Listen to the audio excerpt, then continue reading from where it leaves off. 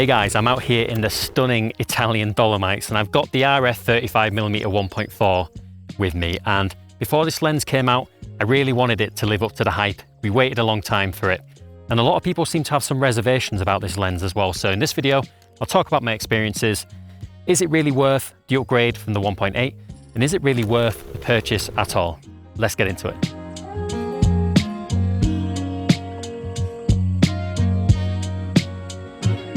So we're at this meadow, and this is just like a dream location to use the 35 1.4 because I want to get wide shots and show off this beautiful scene. But the 1.4 aperture gives it this just little bit of extra pop and magic that you don't really get with a zoom. So I think this is just going to be the perfect place to use this lens. This is the prime that I like to pull out for environmental portraits when everything just lines up right. When you've got a great location with beautiful light, this lens will capture it faithfully, and that 1.4 aperture gives you just enough separation to add a kind of dreaminess to the image without losing the context of the scene. Subjects really just pop, and it's not just because of the shallow depth of field from 1.4, but it's also that central sharpness and contrast. It just adds a kind of clarity to your subject that really makes them stand out, even against a busy background, but we will touch on sharpness more later. I love the colours from this lens as well. They're vibrant, but they're not overcooked. They're very neutral and true to life. It's not leaning warm or cool like some of my other RF primes tend to do, which I actually really appreciate when it comes to editing. The bokeh from this lens is great also because you get plenty of depth, and not just in the background, but in the foreground as well.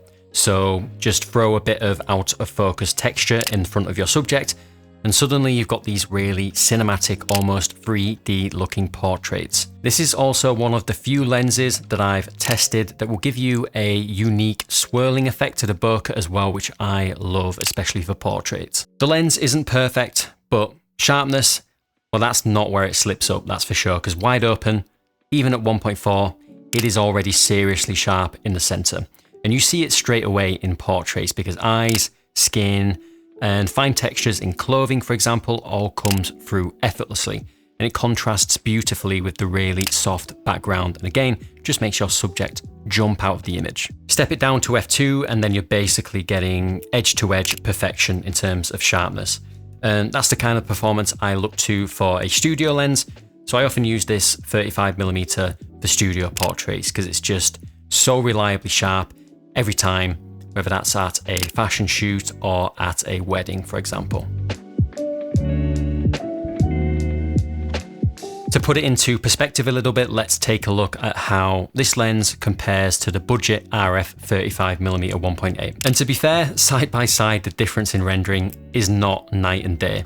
The 35-1.4 does do a better job of blurring out the background, of course, but in shots like this, the difference isn't super apparent, I would say. These portraits illustrate it a little bit better, I think, because you can see in some of the more cluttered, busy areas of the background, the 35 1.4 does smooth these elements out quite a bit more. And in terms of sharpness, again, the 35 1.4 is better, as you would expect from a more expensive lens, but again, it isn't night and day. And I really think that that just highlights how good the 1.8 is, more than it shows that there's any issue with the 1.4. I also compared it to every other heavy-hitting L series prime, and this 35mm prime is pretty much only beaten in terms of sharpness, at least, by the 85 1.2 and the 135 1.8.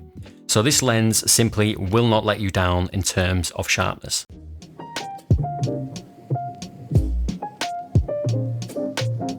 The 35mm 1.4 has also been one of my favorite lenses to take traveling as well.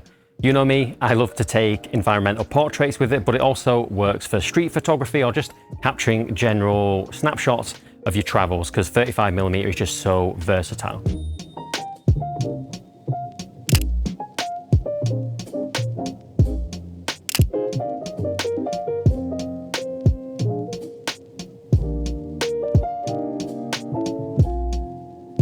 When I'm exploring a new location, this lens is just so fun to shoot with. 35mm is super versatile, it's great for documenting daily life or your travels, but it also pushes you, I think, to be a little bit more creative. because you've got to think about composition, layering, interesting foregrounds, all of this stuff. It kind of keeps things from feeling flat or boring. I feel less like I'm just taking snapshots with this lens and more like I'm creating something. And like I mentioned earlier, I love to use this lens to photograph my wife when we're traveling. Again, beautiful light, a scenic backdrop. This lens just adds a certain magic to those moments in my opinion. It's perfect for capturing memories that feel a bit more cinematic and romantic thanks to this lens.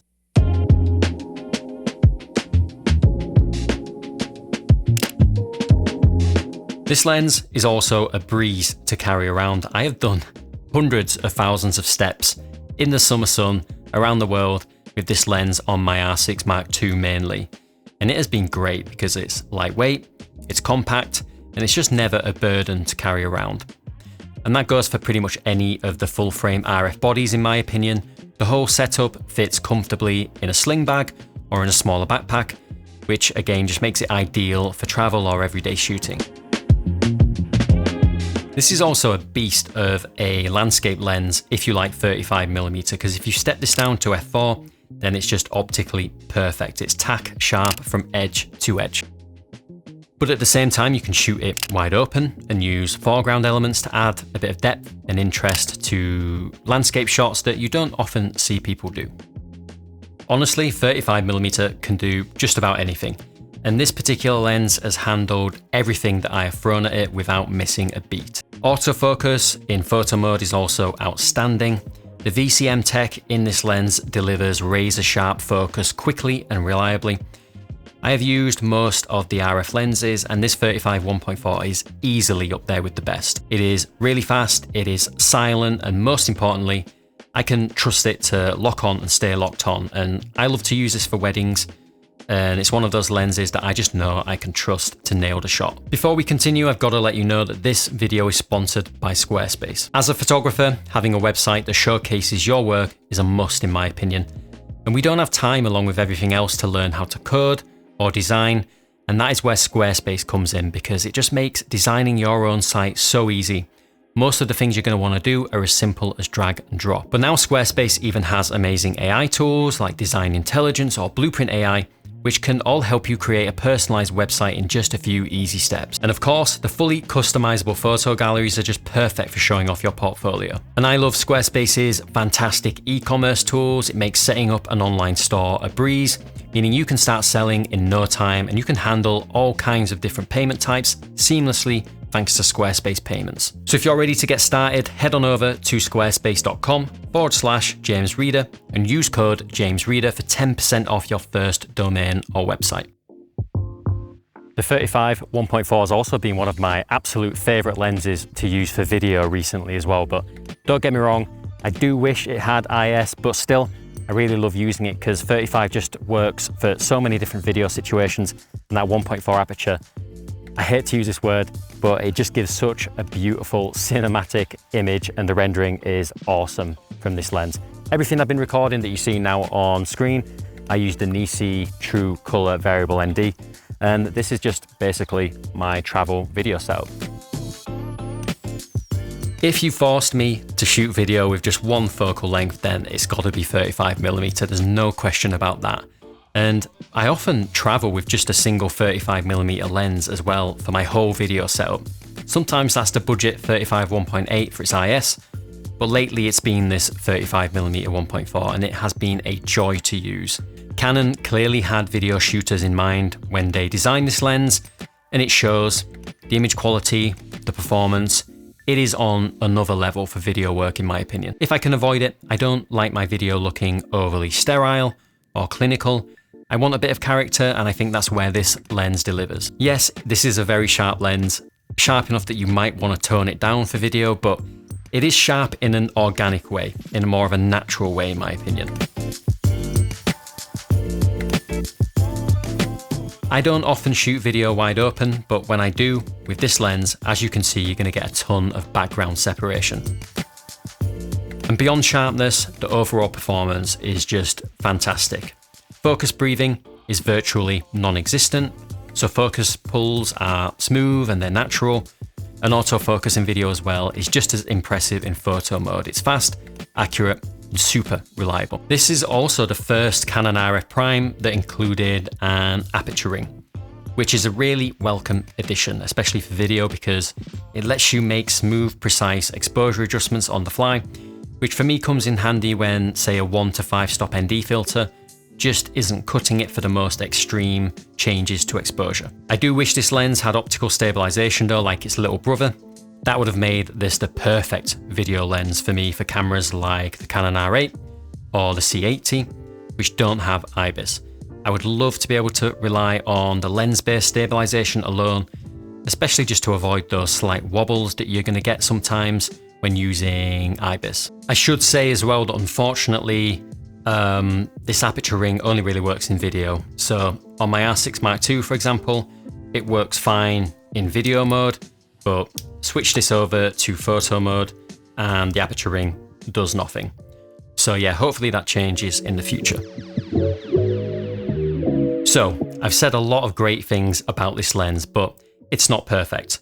Compromises have definitely been made to not only shrink this lens down, but also make it more of a hybrid offering. So now let's take a look at what you're giving up with this kind of design and whether any of it should be a deal breaker for you. And one thing worth mentioning is the rattle. Don't know if you can hear that, but if you've handled this lens, you've probably noticed it. And at first it's a bit unsettling, but after taking this on multiple trips and using it extensively, I honestly do not notice the rattle at all anymore. And most importantly, I have not seen any signs that it causes any kind of wear or tear to the lens itself. VCM might be new to the RF lineup, but it's actually pretty well tested technology. And as far as I'm aware, I don't think it has any real impact on the longevity of the lens. But optically, the first thing you might have already noticed actually in some of the earlier images is flaring. This lens does lose quite a bit of contrast when shooting backlit, for example, and you can get a bit of ghosting as well. In the right image, like the early ones, I think it actually kind of adds a dreamy effect, almost like a nostalgic feel to the image. But yeah, flaring could definitely be more controlled. But the optical elephant in the room is definitely this lens's reliance on digital corrections to deliver a usable image.